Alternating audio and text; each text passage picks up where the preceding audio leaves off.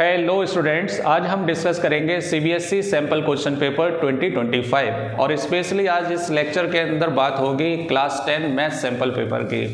तो इससे पहले अगर आपने एनसीईआरटी को कंप्लीट नहीं किया है तो सबसे पहले आप चैनल के प्लेलिस्ट में जाएं, ये फोल्डर सर्च करें न्यू एनसीईआरटी का। इसमें आपको न्यू एनसीईआरटी के सारे चैप्टर्स मिलने वाले हैं। तो सबसे पहले आप न्यू एनसीईआरटी की प्रैक्टिस करें। इवन मैंने इस फोल्डर का लिंक डिस्क्रिप्शन में शेयर कर रखा है, आप डायरेक्टली वहाँ से न्यू एनसीईआरटी के फोल्डर में जा सकते हैं। अगर मैथ्स में अच्छा स्कोर करना है आपको तो इससे पहले आपको इस पेपर की नॉलेज होना चाहिए। तो इस लेक्चर के अंदर हमें क्या करना है, यही डिस्कस करना है कि टोटल कितने मार्क्स का पेपर होगा, टोटल नंबर ऑफ क्वेश्चंस कितने होंगे, टोटल आपको टाइम कितना दिया जाएगा और ईच क्वेश्चन के लिए हमें कितना टाइम मिल रहा है, टोटल नंबर ऑफ सेक्शन कितने होंगे और ईच सेक्शन कितने कितने मार्क्स का होगा। तो चलिए स्टार्ट करते हैं। पेन कॉपी लेकर बैठिए और एक एक बात को नोट भी करिए क्योंकि टाइम मैनेजमेंट बहुत जरूरी है। देखिए CBSE class 10 math sample paper, तो देखिए इसके अंदर टोटल मार्क्स कितने हैं 80 मीन्स 80 मार्क्स के लिए अपने को क्या करना है, ये पेपर अटेम्प्ट करना है। 80 मार्क्स के लिए आपको जो टोटल टाइम दिया जाएगा वो दिया जाएगा 3 आवर्स और 3 आवर्स का मतलब है 3 × 60 = 180 मिनट्स। कितने मिनट्स, 180 मिनट्स। और टोटल नंबर ऑफ क्वेश्चंस जो होंगे, टोटल नंबर ऑफ क्वेश्चंस वो होंगे 38। मतलब आपको अंदाजा नहीं है कि आपको 38 क्वेश्चंस क्या करना है, अटेम्प्ट करना है ना। क्लासरूम के अंदर जब यूटी वगैरह होते हैं तो आपको 10 से 15 क्वेश्चन अटेम्प्ट करने में हवा टाइट हो जाती है, तो 38 क्वेश्चन आप अंदाजा लगाइए कितनी प्रैक्टिस की ज़रूरत है। देखिए कैसे, अगर मैं ईच क्वेश्चन का टाइम निकालूँ, ईच क्वेश्चन टाइम, तो वो क्या निकलेगा, 180 को आप 38 से डिवाइड कर दीजिए तो लगभग ये आएगा 4.73 मिनट्स। तो इसको मैं अगर प्रॉपर चेंज करूं तो ये लगभग 4 मिनट 43 सेकेंड्स आ रहे हैं। अब जरा सोचिए कि हर क्वेश्चन के लिए आपको 4 मिनट और 43 सेकेंड मिल रहे हैं, मीन्स 4 मिनट 43 सेकेंड। तो ये इतना आसान नहीं है क्योंकि आप 1 और 2 मार्क्स के क्वेश्चन तो आप 4 मिनट के अंदर सॉल्व कर सकते हैं, लेकिन जो 3 मार्क्स के, 4 मार्क्स के और 5 मार्क्स के क्वेश्चन हैं उनमें आप 4 मिनट के अंदर सॉल्व नहीं कर सकते। उसमें तो किसी में 10 मिनट भी लग सकते हैं, किसी में 15 मिनट भी लग सकते हैं। तो ये टाइम मैनेजमेंट कैसे होगा, इसके लिए आपको क्या करना है, बहुत सारे सैंपल क्वेश्चन पेपर की क्या करना है, अपने को प्रैक्टिस करनी है। और प्रैक्टिस करने के लिए आपको चाहिए सैंपल क्वेश्चन पेपर। तो ये कहाँ से मिलेंगे आपको सैंपल क्वेश्चन पेपर, तो बहुत से बच्चों का डाउट्स रहता है कि कौन से अच्छे सैंपल क्वेश्चन पेपर है जिससे कि हम अच्छा स्कोर कर सकें बोर्ड एग्जाम के अंदर। तो I would recommend Educazone sample question paper for board exam 2025, one of the best sample paper. अगर आपको ये परचेज करना है तो इसका लिंक मैंने डिस्क्रिप्शन में शेयर कर रखा है, आप वहां से डायरेक्टली ऑनलाइन परचेज कर सकते हैं। Not even for maths, you can purchase also the sample paper of SST, English, Hindi and science. तो देखिए मैथ्स पेपर के अंदर टोटल 5 सेक्शन बनाए गए हैं, जिसमें सेक्शन है A, B, C, D and E।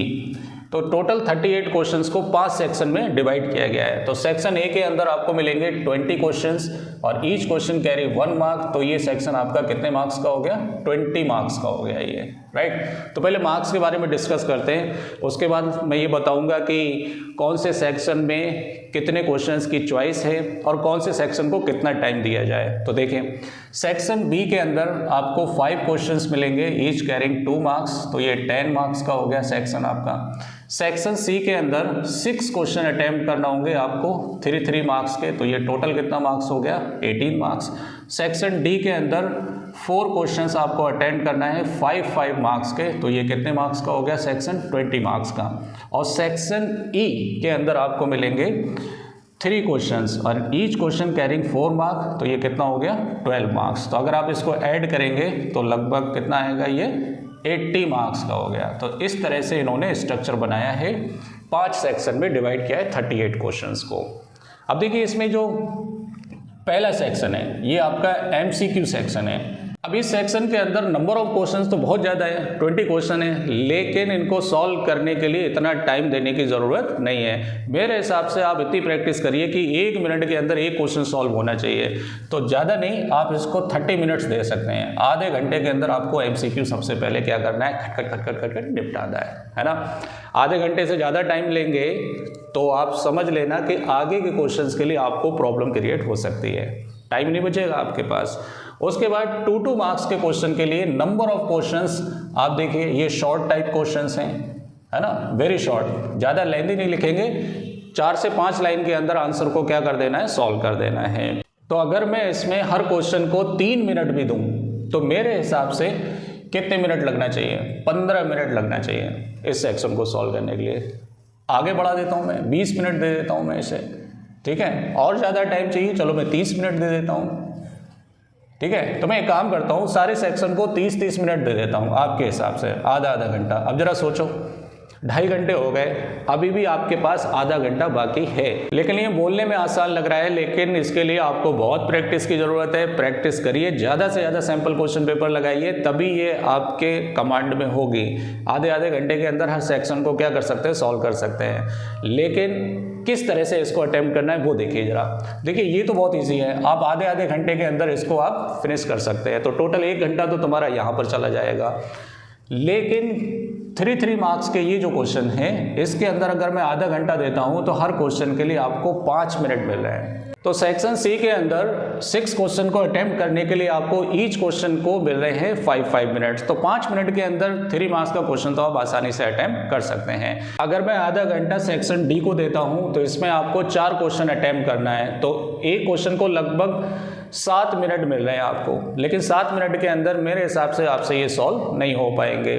तो इसके लिए आप 10-10 मिनट भी देंगे तो ये आपका कितने मिनट्स हो जाएगा, 40 मिनट्स हो जाएंगे यहाँ पर, राइट। तो यहाँ पे थोड़ा सा आपको प्रैक्टिस की ज़रूरत पड़ेगी, क्योंकि ये लेंथी क्वेश्चन है, लॉन्ग आंसर टाइप क्वेश्चंस हैं ये।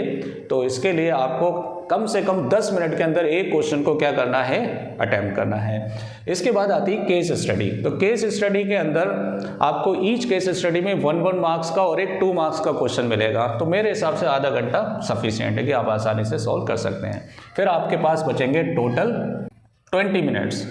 ये 20 मिनट्स के अंदर आपको क्या करना है, फिर से पूरी आंसर शीट को एक बार रिव्यू करना है कि कहीं पर मुझसे प्लस माइनस की तो मिस्टेक नहीं हुई है या नंबरिंग में तो कोई मिस्टेक नहीं हुई है। ये आप 20 मिनट के अंदर आप पूरी आंसर शीट को क्या करेंगे, रिव्यू करेंगे। देखिए पहले सेक्शन के अंदर आपके पास कोई चॉइस नहीं है, 20 क्वेश्चन दिए होंगे, 20 की 20 आपको क्या करना है, अटेम्प्ट करना है, जिसके अंदर आपको 2 असर्शन रीजन मिलेंगे, वो भी MCQ फॉर्म में होंगे।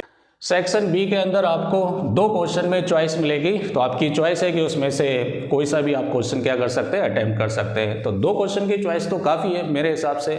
और सेक्शन सी के अंदर भी आपको 2 क्वेश्चन में चॉइस मिलेगी। 3 मार्क्स में अगर आपको 2 क्वेश्चन में चॉइस मिल रही है तो समझ लो आप आसानी से अटेम्प्ट कर सकते हैं। लेकिन सेक्शन डी के अंदर एक ही क्वेश्चन में आपको चॉइस मिलने वाली है, राइट।